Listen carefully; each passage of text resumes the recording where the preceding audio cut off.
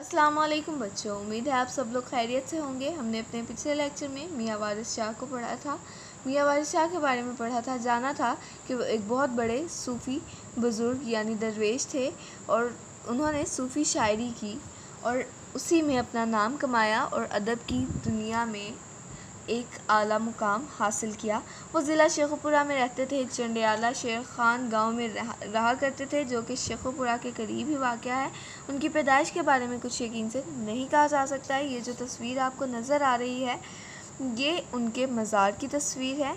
ये हाथ से बनाई गई है, ये ओरिजिनल असली तस्वीर नहीं है। उसके बाद उनकी तालीम के बारे में बात की गई कि उन्होंने कसूर और कसूर से फिर कसूर से और फिर पाकपतन से अपनी तालीम को हासिल किया और उसके बाद वो मलका हांस में चले गए। वहाँ उन्होंने चंद साल क़याम किया और एक मस्जिद की इमामत करते रहे। इसी दौरान उन्होंने एक बहुत शानदार शाहकार लिखा जिसको हीर वारिस शाह का नाम दिया जाता है। इस तसनीफ़ की वजह से, इस काबिल कदर कारनामे की वजह से पूरी अदबी दुनिया में उनका नाम हमेशा रहेगा। ये जो है तारीख़ी काम है उनका, ये लोग दास्तान बन गई है और जो नस्ल दर नस्ल सुनाई जाती है, यानी एक नस्ल से दूसरी नस्ल को सुनाई जा रही है। ठीक है, आज हम इसकी मश्क को पढ़ेंगे। मश्क में सबसे पहला सवाल है, सवालात के जवाबात दें। तो सवाल नंबर 1 है यहाँ, मियाँ वारिस शाह ने किस दरसगाह से तालीम हासिल की? तो मियाँ वारिस शाह ने ग़ुलाम मुहियुद्दीन की दरसगाह से तालीम हासिल की। ठीक है। सवाल नंबर 2 है, मियाँ वारिस शाह के उस्ताद मोहतरम का नाम क्या था? तो उनके उस्ताद मोहतरम का नाम ग़ुलाम मुहियुद्दीन कसूरी था। कसूरी उनके नाम के साथ इसलिए लगता है क्योंकि वो कसूर के रहने वाले थे। ठीक है। मियाँ वारिस शाह ने हीर रांझा कहाँ लिखनी शुरू की? ये एक लोक दास्तान। इस लोक दास्तान की ख़ुसूसियत क्या है? अगर ये लोक दास्तान है तो इसकी ख़ुसूसियत क्या है? मियाँ वारिस शाह ने हीर रांझा मलका हांस में लिखनी शुरू की। उस वक्त वो एक मस्जिद की इमामत करवा रहे थे और लोक दास्तान जो है वो बरसों से सुनी और सुनाई जा रही है और ये मुस्तकबिल में भी सुनाई जाती रहेगी। यही इसकी ख़ुसूसियत है। सवाल नंबर 4 है, मियाँ वारिस शाह ने हीर रांझा की किताब किस ज़ुबान में लिखी? तो पंजाबी ज़ुबान में उन्होंने ये किताब लिखी। सवाल नंबर 5 है, मियाँ वारिस शाह ने कब वफ़ात पाई और आपका मज़ार कहाँ है?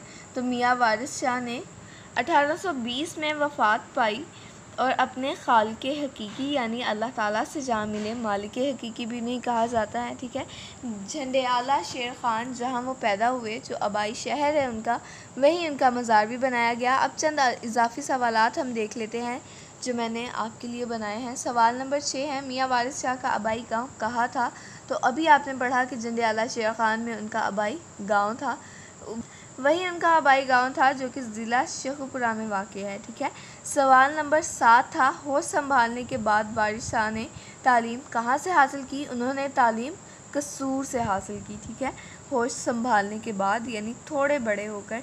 आपने रूहानी फैज़ कहाँ से हासिल किया? पाकपतन तशरीफ़ ले गए, वहाँ पर से आपने रूहानी फैज़ हासिल किया। वारिस शाह मलका हांस में क्या करते थे? एक मस्जिद की इमामत करते थे। वहाँ हीर वारिस शाह लिखने के बाद वारिस शाह कहाँ गए? लिखने के बाद वापस अपने शहर कसूर आकर अपने उस्ताद मोहतरम की खिदमत में हाजिर हुए। हीर वारिस शाह की पसंदीदगी की सबसे बड़ी वजह क्या है? हीर वारिस शाह की पसंदीदगी की सबसे बड़ी वजह यह है कि वो इस कदर खूबसूरती से लिखी गई है। उसके अल्फाज का चुनाव इतना ज़बरदस्त है, इतना खूबसूरत है कि इसमें सच्चाई के ऐसे मोती परोए हुए लगते हैं जिनकी मिसाल दूसरी दास्तानों में हमें नहीं मिलती, क्योंकि इसकी शायरी बहुत खूबसूरत अंदाज से की गई है। सबक में से ऐसे 10 अल्फाज अलहदा करके लिखे हैं जिनमें कोई नुक्ते वाला हरफ ना हो। यहाँ पर आप वाला को मिसाल ले सकते हैं। चंद एक मिसालें मैं आपको यहाँ यहीं से दे देती हूँ, जैसे दूसरी, का, है। तो इसी तरह और भी बहुत सारे अल्फाज आपको आपके सबक के अंदर से मिल जाएंगे। आप उन्हें देखें और अपनी नोटबुक पे उन्हें हल करें। दुरुस्त जवाब पर टिक्का निशान लगाना है। तो मियाँ वारिस शाह शायर थे, पंजाबी ज़ुबान के शायर थे। हीर भी उन्होंने पंजाबी ज़ुबान में ही लिखी थी। मियाँ वारिस शाह के अब्बाई गांव झंडियाला शेर खान का ताल्लुक़ है ज़िला शेखुपुरा से। यहाँ आपको जवाब नहीं दिया गया किस ज़िला से है, शेखुपुरा से है, ठीक है। आप सही जवाब लिखेंगे अपनी किताबों पर। मियाँ वारिस शाह ने कब वफ़ात पाई, तो उन्होंने 1820 में वफ़ात पाई। मियाँ वारिस शाह ने मज़ार पर हाज़िरी दी, बाबा फ़रीद रहमतुल्लाह अलैह के मज़ार पर हाज़िरी दी। और ये भी आप लोगों ने जाना कि उस वक्त के जानशीन जो भी थे उनके मुरीद हो गए, ठीक है। मियाँ वारिस शाह होश संभालने के बाद इल्म हासिल करने कहाँ गए, तो वो कसूर से इल्म हासिल करने गए। इन अल्फाज के मायने लिखने हैं जो कि आपने इस सबक के शुरू में ख़ुद हल किए हुए हैं।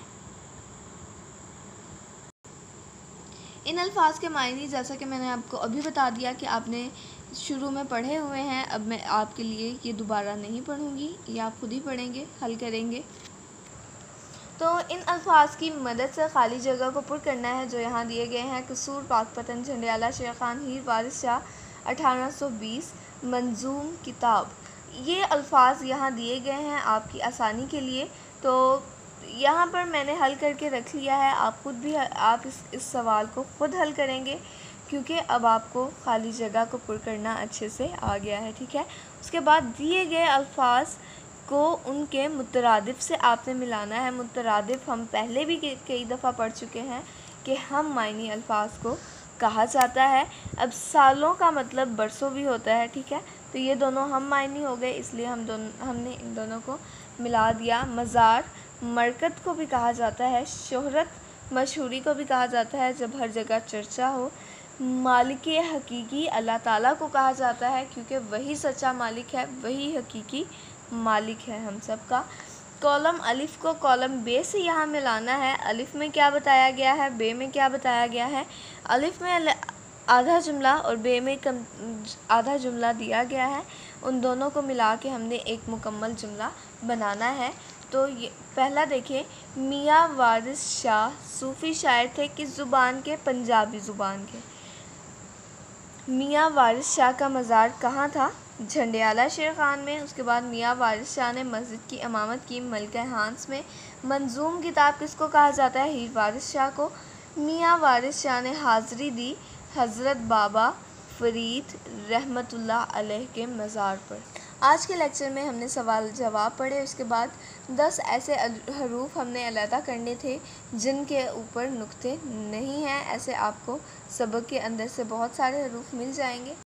उसके बाद हमने दुरुस्त जवाब पर टिक्का निशान लगा किया, अल्फाज और इनके मायने लिखे, ये हल किया। उसके बाद खाली जगह को पुर करें, अल्फाज मुतरादिफ और कॉलम अलिफ़ को कॉलम बे से मिलाए। ये 3 सवाल हल किए। उम्मीद है आपको आज का लेक्चर अच्छा लगा होगा। बाकी का हम अगले लेक्चर में पढ़ेंगे। अल्लाह हाफ़िज़।